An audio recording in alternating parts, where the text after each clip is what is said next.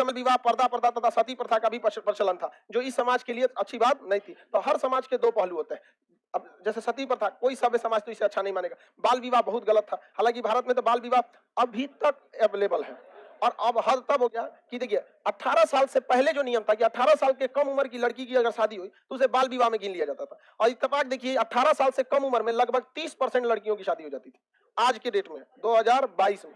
और सरकार ने ना इस 30% को पहले सुधारा ही नहीं, इस 30% को सुधारा ही नहीं। जब ये हो जाता कि नहीं अब ये ठीक हो गया तब बढ़ाना चाहिए, तो अब ये कर दिया कितना 21।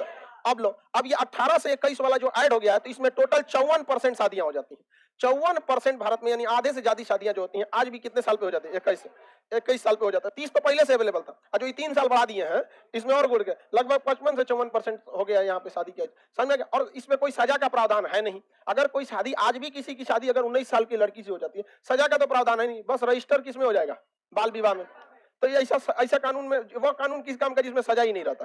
खैर इसमें एक चीज ये है कि अगर नियम बन गया तो आज नहीं तो कल तो फॉलो तो होगा, धीरे धीरे लोगों का माइंडसेट होगा। तो ऐसा नहीं है कि ये जो सरकार ने 21 साल किया ये पूरी तरह से गलत है। ये हमें खुद अडॉप्ट करना चाहिए कि अगर कोई महिला पढ़ी लिखी ही नहीं है तो क्या आगे जाकर समझाएगी, बाल बच्चों को क्या सिखाएगी। अब किसी महिला का 14-15 साल पे शादी ब्याह कर देंगे, और 14-15 साल वाले को क्या पता है दुनियादारी के बारे में, कोई पता नहीं है, तो वही एक पूरा का पूरा समाज खराब हो जाता है। तो ये तो ऑटोमेटिक होना चाहिए, इसमें समाज, सरकार को तो हस्तक्षेप ही नहीं करना चाहिए। एक सभ्य समाज कभी भी बिना पढ़ा लिखा शिक्षा के शादी ब्याह नहीं करेगा। उम्र का क्राइटेरिया से ज्यादा बेटर रहता है शिक्षा का क्राइटेरिया कर देते हैं। विदाउट पीजी किए नहीं होगा, ये ज्यादा सही रहता, क्योंकि पीजी करते करते वैसे ही 20 हो जाता है, पोस्ट ग्रेजुएशन करते वैसे 20 हो जाता है, और लड़कियों को लड़ना भी नहीं पड़ता कि हमको पढ़ना है, अपने आप पढ़ाना मजबूरी बन जाती है वहां पर, कि लोगों को ऐसा लगता है जैसे लड़कियां बोझ है, लेकिन लड़कियों को अपना अधिकार मांगने ही नहीं समझ में आता। वो कह रही थी कि बहुत अच्छा हुआ। अब आप बताओ 21 साल ज्यादा ठीक था या पोस्ट ग्रेजुएशन ज्यादा सही रहता, वहां पे झमेला ही नहीं रहता। अब पता चला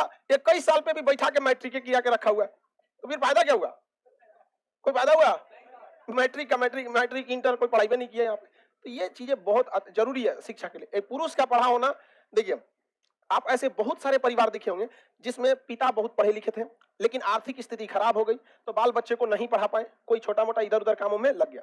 लेकिन ऐसा परिवार शायद ही आप देखे होंगे जिसकी माँ पढ़ी लिखी थी और उसने बच्चों को ऐसे भटकने के लिए छोड़ दिया। अगर माँ पढ़ी लिखी है ना तो दूसरे के यहाँ बर्तन मांज लेगी लेकिन बाल बच्चों को पढ़ा के अपने सेटल जरूर करके रखेगी। इसलिए माँ का पढ़ा लिखा बहुत जरूरी है, तो ये चीजों को ज्यादा होना जरूरी है। तो हालांकि अब धीरे धीरे सुधर रहा है, अब लोग महिलाओं को भी पढ़ाने के तवज्जो दे रहे हैं।